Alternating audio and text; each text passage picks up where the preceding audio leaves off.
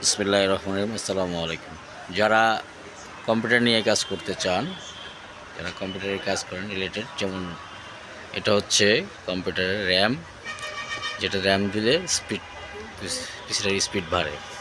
ঠিক আছে, কম্পিউটারের স্পিড বাড়ে।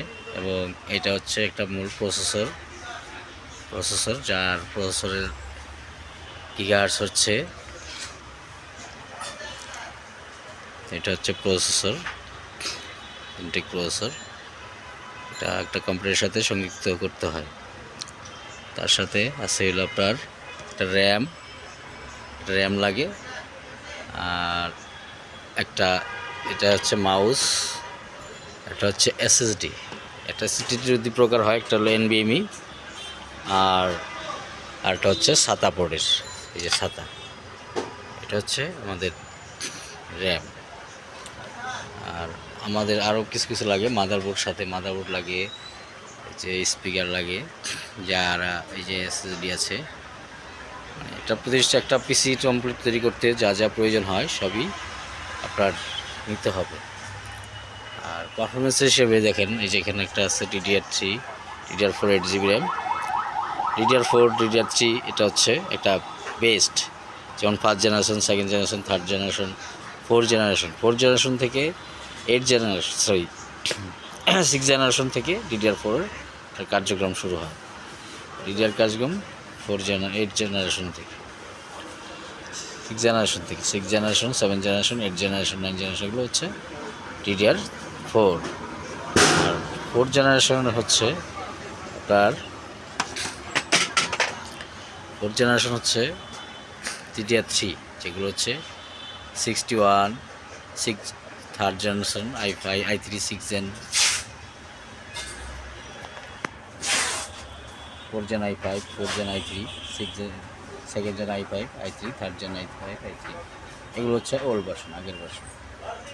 সুতরাং যারাই কম্পিউটার নিয়ে একটু কাজ করতে চান, যেহেতু আমরা ডিজিটাল তথ্য প্রযুক্তি নিয়ে কাজ করতেছি, আইটি রিলেটেড, সেক্ষেত্রে আমাদের আইটি নিয়েই কথা বলতে হবে। সুতরাং আমাদের একটাই লক্ষ্য থাকবে যে এই জায়গাটা যাতে আমরা মানে নিজেদের প্রতিভাটা তৈরি করতে পারি।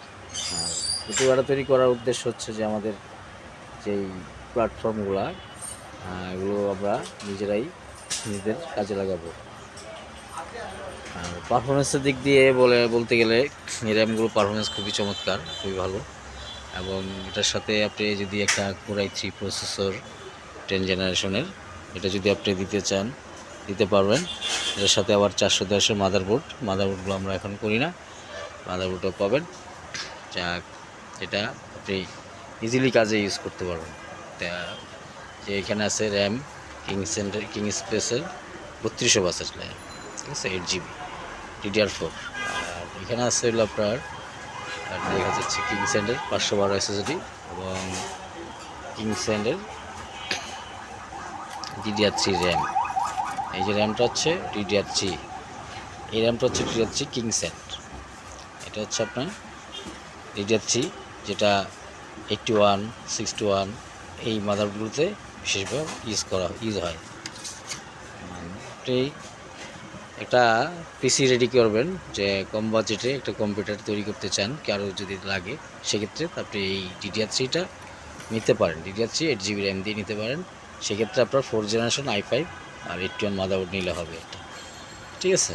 তা সেক্ষেত্রে আমরা কী করতে পারি, আমাদের একটা কম্পিউটার, যেহেতু আমরা ফেসবুক সোশ্যাল ওয়ার্কে ফ্রিল্যান্সিংয়ে কাজ করতে পারি, সেক্ষেত্রে আমাদের এইগুলো লাগে।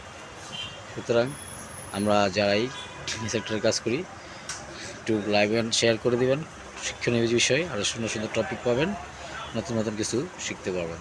আজকের বিষয়টা হচ্ছে কিন্তু আইটি রিলেটেড প্রোডাক্টের উপরে নির্ভর করে, যেগুলো দিয়ে কাজ করা হয়।